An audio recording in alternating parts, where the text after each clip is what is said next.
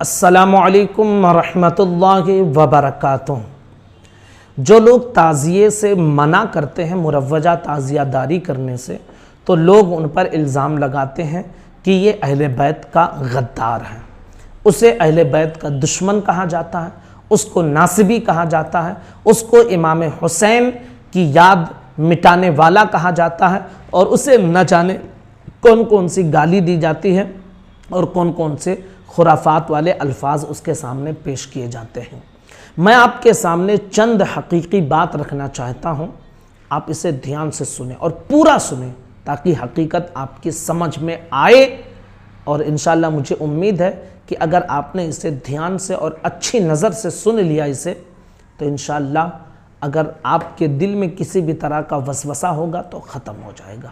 سب سے پہلے اور بنیادی چیز آپ یہ سمجھ لیں کہ کسی بھی عالم، کسی بھی مفتی نے، کسی بھی مفکر نے اصل تعزیہ داری کے خلاف کوئی بھی فتویٰ نہیں دیا ہے۔ یعنی اصل تعزیہ داری کیا ہے؟ یہ جائز ہے۔ مروجہ جو رائج ہے جس اعتبار سے یہ تعزیہ داری ناجائز ہے۔ تو کسی بھی عالم، مفتی، مفکر نے اصل تعزیہ داری کے خلاف کوئی فتویٰ نہیں دیا ہے، اور نہ ہی وہ دے سکتے ہیں، کیونکہ اگر کوئی شخص روضہ امام حسین کی شبیہ بناتا ہے اور اپنے گھر میں لگاتا ہے اور زیارت کرتا ہے تو بالکل یہ جائز ہے اور باعث برکت و رحمت ہے، بالکل اسی طرح جیسے کعبہ شریف کی تصویر ہم لگاتے ہیں، بالکل ایسے ہی جیسے ہمارے گھروں میں گنبد خضرا کی تصویر ہوتی ہے، مدارس و مساجد میں کعبہ کی تصویریں ہوتی ہیں، اہل سنت کے لوگوں کے گھروں میں بغداد معلیٰ، اجمیر شریف، اعلیٰ حضرت علیہ الرحمہ، سرکار وارث پاک، اسی طرح اور بھی جو بزرگان دین ہیں جن کے مزاروں پر گنبد بنے ہوئے ہیں، ان کے گنبد کا نقش ہم برکت کے لیے، رحمت کے لیے اپنے گھروں میں لگاتے ہیں۔ تو اسی طرح اگر کوئی امام حسین رضی اللہ تعالی عنہ کے روضے کے نقش بنائے، شبیہ بنائے اور اسے گھر میں رکھے تو یہ جائز ہے، اور یہی اصل تعزیہ داری ہے۔ یاد رکھیں، یہی اصل تعزیہ داری ہے، اور جو آج کے زمانے میں رائج ہے یہ مروجہ تعزیہ داری ہے، جو بالکل درست نہیں ہے۔ جب یہ سب کوئی منع نہیں کرتا تو پھر آخر تعزیے سے کیوں کر کوئی منع کرتا ہے؟ یعنی کعبہ شریف کی تصویر لگانے سے، مدینہ کی تصویر لگانے سے، بغداد کی تصویر لگانے سے، اجمیر کی لگانے سے، ان سے کوئی منع نہیں کرتا تو پھر تعزیہ داری سے کیوں منع کر رہے ہیں؟ اب اس حقیقت کو اب آپ سنیے، اب خود فیصلہ کریں کہ اگر کوئی شخص بغداد شریف، مدینہ شریف، کعبہ شریف، اجمیر شریف کی خیالی تصویر بنائے اور کہے کہ یہ کعبہ کی تصویر ہے، یہ مدینے کی تصویر ہے، تو کیا آپ اس کو تسلیم کریں گے؟ اس کو مانیں گے؟ ہرگز نہیں۔ یعنی کوئی بھی جو ہے ایرا غیرہ کھڑا ہو اور کعبے کی الگ غلط تصویر بنا دے، یا مدینہ شریف کی اپنے حساب سے، اپنے خیال کے اعتبار سے تصویر بنا دے اور آپ کو کہے کہ آپ یہ لے لیجئے اپنے گھر میں رکھیے، تو آپ کیا کریں گے؟ کہیں گے ہاں لے لیتا ہوں، کعبہ شریف ہے یہ؟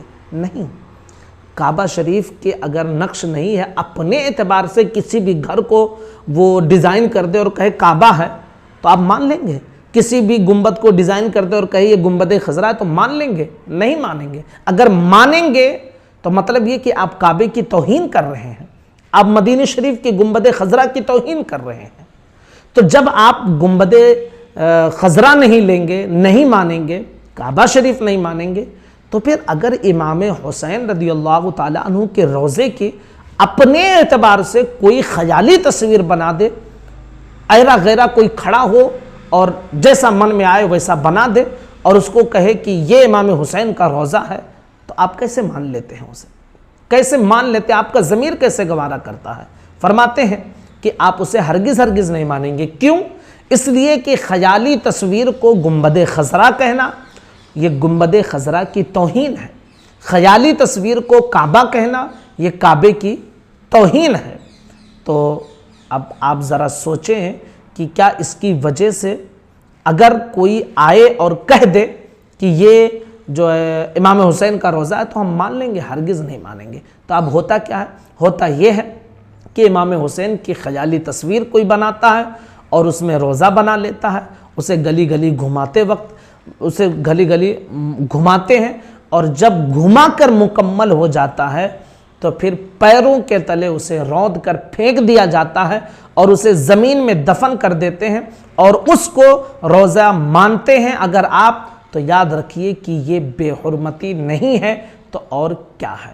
قبر امام حسین کی توہین نہیں ہے تو کیا ہے؟ کیا یہ پیروں سے رودنے کے لائق ہے؟ آپ ایک طرف کہتے ہیں کہ یہ امام حسین کے روزے کی نقش ہے، اور پھر آپ اسے کیا کرتے ہیں؟ اسے کیا کرتے ہیں؟ کوڑا کرکٹ میں ڈال دیتے ہیں، پانی میں لے جا کر پھینک دیتے ہیں، اب اسے زمین کے اندر دفن کر دیتے ہیں بلا وجہ۔ اگر حقیقی طور پر آپ نے بنایا تو رکھیے نا اپنے گھر میں، آپ خود اس کی توہین کر بیٹھتے ہیں اور لوگوں کو یہ کہتے ہیں کہ جو تعزیہ داری سے منع کرے وہ غدار ہے۔ بھائی اصل تعزیہ داری سے کس نے منع کیا ہے؟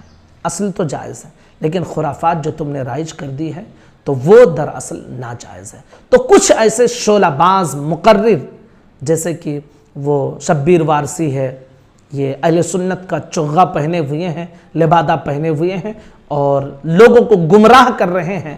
یاد رکھیے کہ وہ شیعوں کی محفل میں جاتا ہے، اس کی روایتیں جتنی ہیں ٹوٹلی وہ شیعوں کی روایتیں پڑھتا ہے، اہل سنت والجماعت کی کوئی روایت وہ نہیں پڑھتا ہے، کوئی روایت اہل سنت کی نہیں پڑھتا ہے۔ وہ شخص گمراہ ہے، گمراہ گر ہے، وہ مکمل طور پر رافضیت کو فروغ دینے کی کوشش کر رہا ہے۔